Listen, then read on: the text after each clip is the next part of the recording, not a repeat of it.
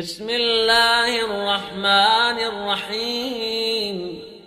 اللهم صل على محمد وآل محمد.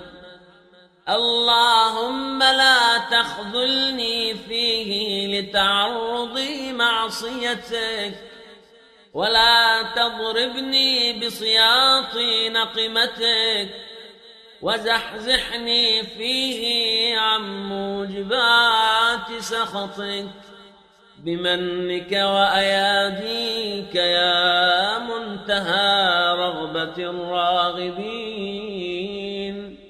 برحمتك يا أرحم الراحمين.